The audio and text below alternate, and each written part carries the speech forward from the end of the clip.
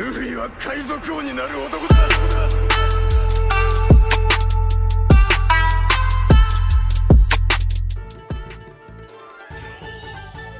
Fala galera, sejam bem-vindos a mais um vídeo no canal Supernovas, o canal favorito do Eiichiro Oda. Meu nome é Samuel e estou aqui com meu parceiro Isaac, finalmente aí de volta pro canal.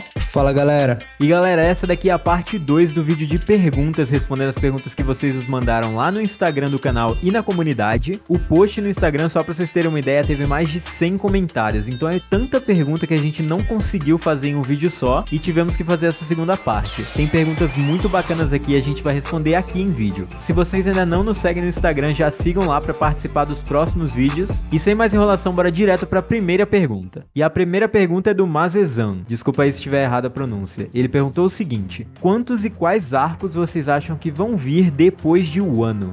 Cara, essa é uma pergunta bem interessante, porque já faz bastante tempo que a gente tem um ano, então a gente fica curioso para saber qual vai ser a próxima jornada. A gente já mencionou aqui várias vezes que a gente acha que a sequência final de One Piece vai ser Roadstar, Elbaf, o encontro do One Piece, que é Laugh Tale, e depois que o Luffy encontrar o One Piece, vai ter a guerra final e depois o pós-guerra. Bem parecida ali com a parte final de Marineford e pós-guerra. Mas é claro que o Oda pode alterar, porque ele mesmo fala que ele altera a história ao longo do percurso. Como a gente sabe, né, o One Piece ia ter só 5 anos. Vai que o Baf tem mais capítulos do que a gente espera, tenha 5 volumes, mas a gente acha que a sequência vai ser essa aí, e que não vai ter muitos arcos longos. A gente acredita que cada saga que vai ter daqui pra frente vai ter ali 2 volumes, 3 volumes no máximo, e talvez o arco maior vai ser a guerra final ali com 4 volumes talvez. A gente acha que isso é o suficiente para desenvolver ali um final da hora de One Piece, porque o ano, como a gente sabe, já tá aí com mais de 11 volumes, 10 volumes, então a gente acredita que os próximos vão ser menos volumes e vão ser mais dinâmicos.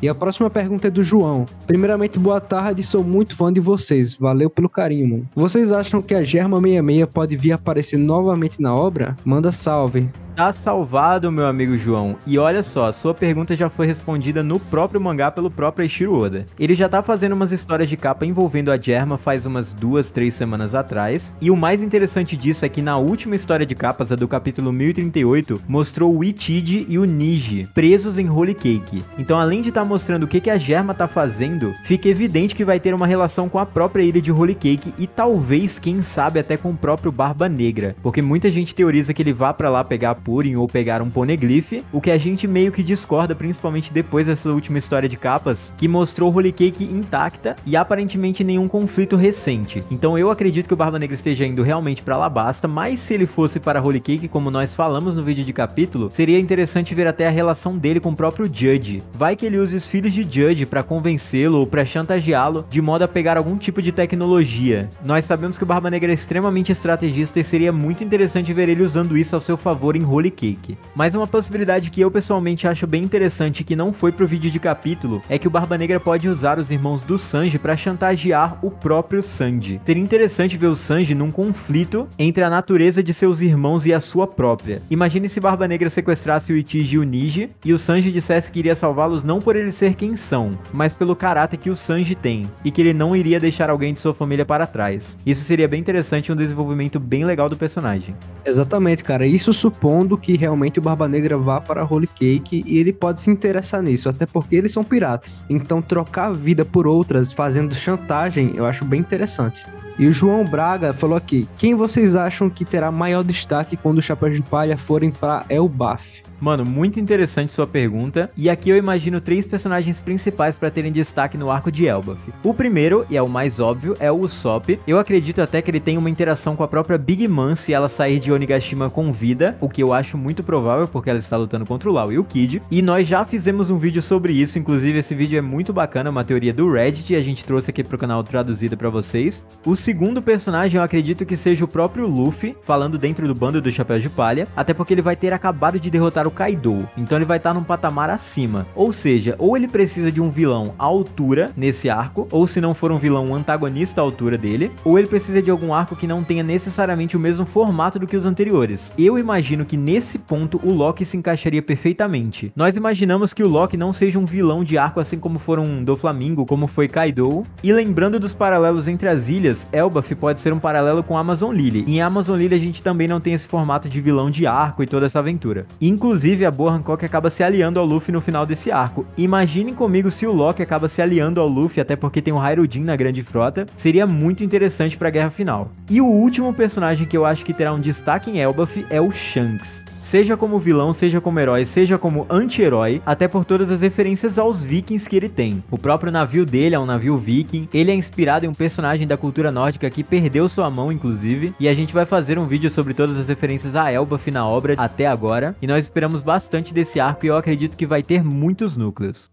E a próxima pergunta é do Borges, ele falou o seguinte: o Oro Jackson pode estar encalhado na última ilha antes de Laugh Tale e o Road Poneglyph pode estar dentro do navio, ou o navio foi destruído e o Road Poneglyph esteja com o Shanks, ou com o Scooper Gaban, porque os dois eram da mesma tripulação.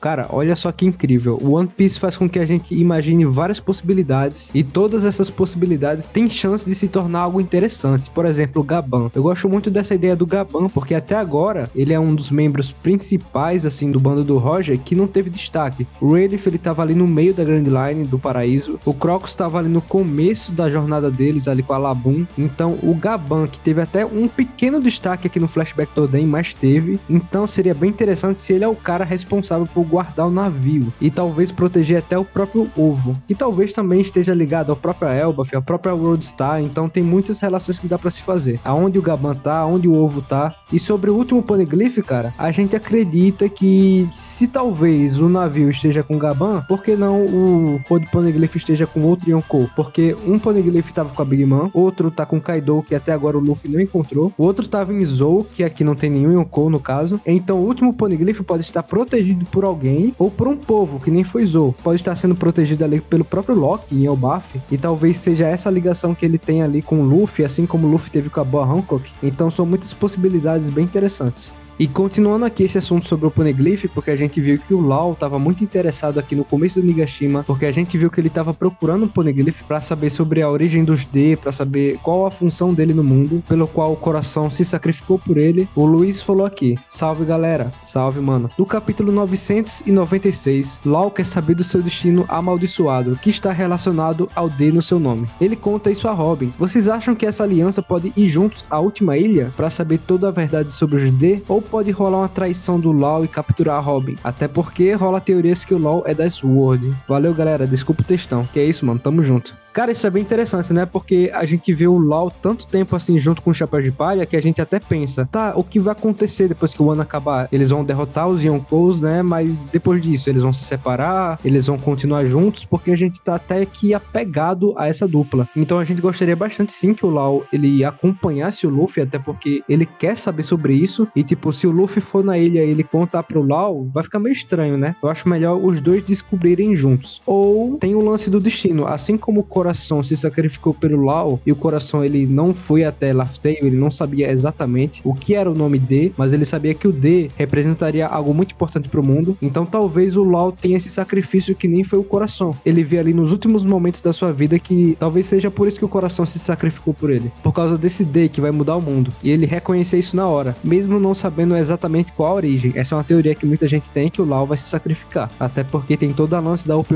no Mi ser relacionada à morte e tal. Inclusive comentem aqui o que vocês acham sobre isso. Mas esse lance do Law trair eu acho bem interessante, porque o próprio Law falou ali em Dressrosa que ele queria morrer junto com o Chapéu de Palha, com o Luffy, né? Nessa altura do campeonato eu acho bem difícil o Law querer trair o Luffy. Existem essas duas possibilidades aí, dele ir junto pra Laugh Tale, ou ele se sacrificar pelo Luffy sem saber exatamente a origem do D, que nem o Coração fez. Exato, cara. E continuando, nós temos duas perguntas dos membros que se completam. A Cassia Moura perguntou o seguinte: com os mistérios que rodeiam o Shanks, qual foi o real motivo dele ter roubado a Akuma no Mi? O que vocês acham? E o Pedro Souza falou assim: salve galera, salve mano. A fruta que os Gorosei mencionaram que o governo mundial alterou o nome pode realmente ser a Gomu Gomu no Mi, e assim fazendo mais sentido o Shanks ter roubado essa fruta e passado seu chapéu ao Luffy quando ele a comeu. Apesar do Oda já ter afirmado que a Gomu Gomu era apenas uma fruta engraçada, nesse arco de Wano ela está cada vez mais em evidência, sendo impossível não teorizar que essa fruta possa ter uma relevância muito maior para a história de One Piece. Vamos lá, nós sabemos que o Shanks é rodeado realmente de mistérios, como a Cassia falou, e antes dele ser Yonkou, ele assaltar um navio do governo para roubar um fruto, é muito interessante. Eu acho muito difícil que ele não sabia do que se tratava esse fruto, até porque, fazendo um paralelo, o próprio Barba Negra já sabia exatamente o que Yami Yami fazia antes de matar o Tati para recuperá-la. Então eu acredito que o Shanks seja inteligente o suficiente para já ter estudado sobre essa fruta e ele foi atrás dela de propósito. Dito isso, nesses últimos capítulos, abriu muitas portas para várias teorias sobre a própria Gomu Gomu. Eu acredito fortemente, embora não goste disso, que a Gomu Gomu não seja uma fruta qualquer e tenha uma propriedade especial que vai ser nos mostrada mais pra frente ou tenha pertencido a alguém especial no passado. Muitos acreditam que ela foi até mesmo do próprio Joy Boy, e se ela foi do Joy Boy, a gente pode teorizar que ela não seja apenas uma fruta de borracha. Isso faria sentido pelo fato do governo ter modificado o seu nome. Nós já teorizamos aqui dela ser um modelo Lunari, o que faria sentido pelo fato do próprio King conseguir esticar partes de seu corpo e produzir chamas de seus ataques, assim como o próprio Luffy faz sem haki. Então, cara, eu concordo que a Gomu Gomu não seja uma simples fruta engraçada, como o Oda já disse, e várias vezes ele já voltou atrás em coisas que ele disse antes da obra, talvez porque fãs da obra tenham acertado e ele gosta de mudar o final, mas eu não gosto muito disso, até porque a única coisa especial do Luffy que é só dele é a fruta da borracha, e ele a desenvolve com uma maestria sensacional, mesmo sendo apenas um adolescente. Ele fez vários guias pra ela e de formas inteligentíssimas, mas se for outra fruta a gente não vai ter muito o que fazer, é só aguardar pra ver como o Oda vai desenvolver isso na obra.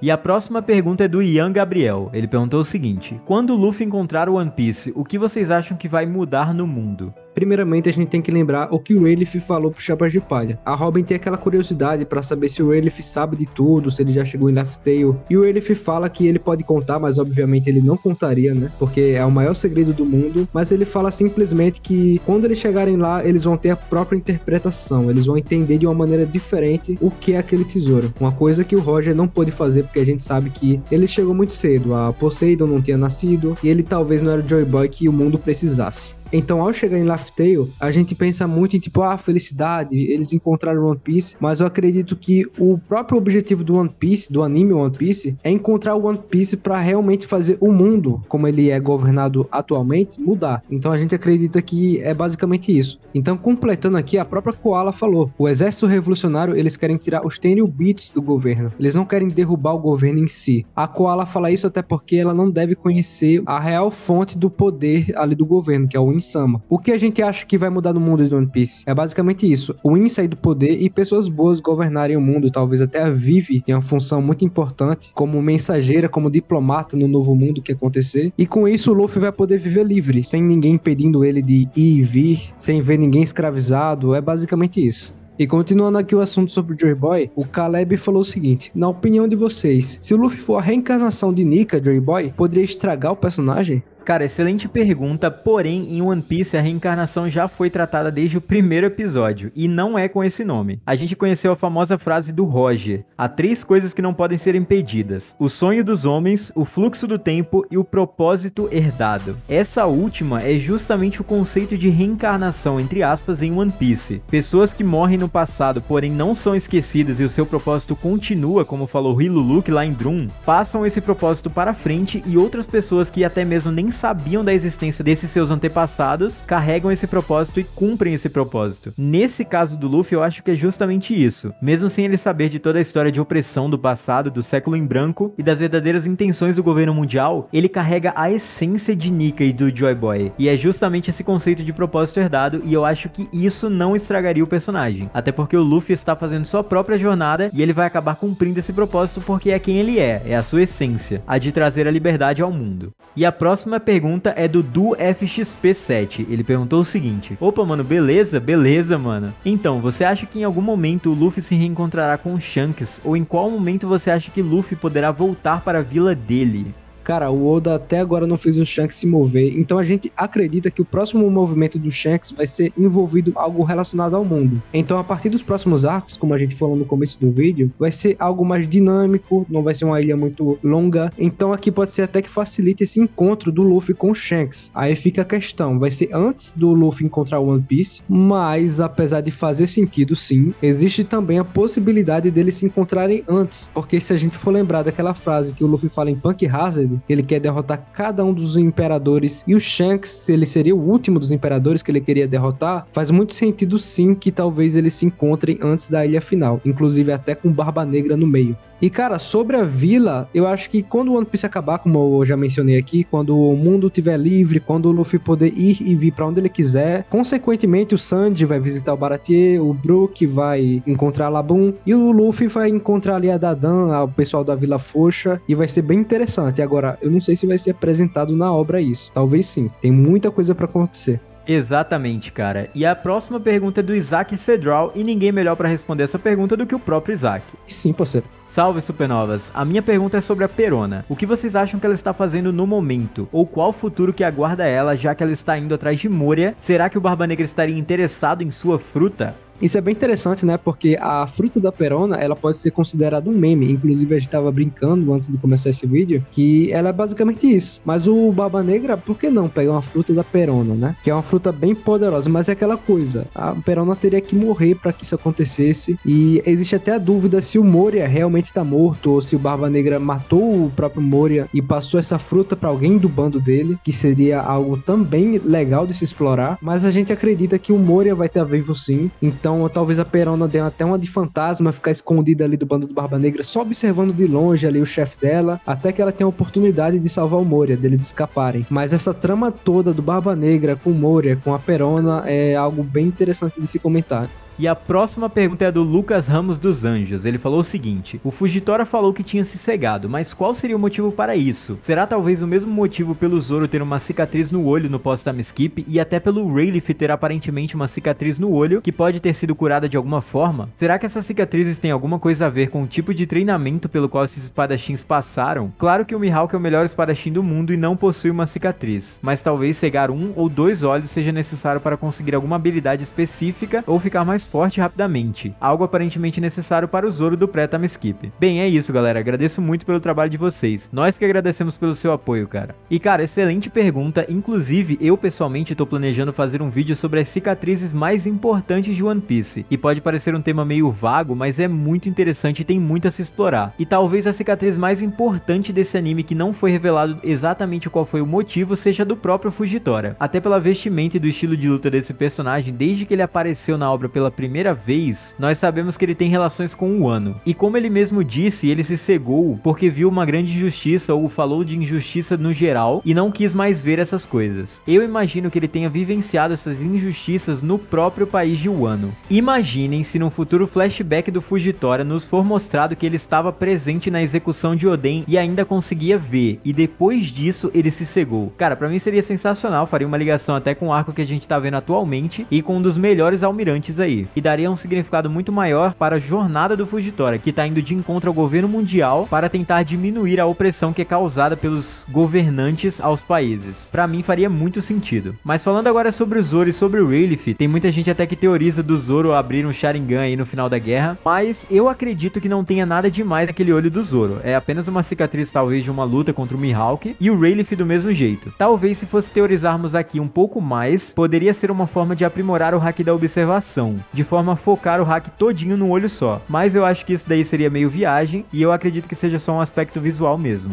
Então até por isso o Sanji ele usa o cabelo só de um lado, né? Pra aumentar o hack da observação dele. Aí ninguém percebeu isso não. É uma forma aí do Sanji até tentar se igualar ao Zoro, mas não vai dar certo não. E até o próprio Oda já desenhou o Zoro com tapa-olho, então reforço o que eu disse antes sobre ser mais algo visual, aquela ambientação pirata, mas não sei, vai que o Oda nos surpreenda. Galera, e é com isso que nós finalizamos esse vídeo. Espero que vocês tenham gostado das perguntas e das nossas respostas. Lembrem-se, o primeiro link na descrição é do nosso servidor no Discord, lá vocês têm um contato mais direto com a gente. E o segundo é do Instagram, onde vocês podem participar deste tipo de vídeo. Deixem seu like se você gostou, comentem qual foi a pergunta mais legal e o que vocês acham das nossas respostas. E se inscrevam no canal se vocês ainda não são inscritos. E é isso, galera. Valeu! Valeu, galera!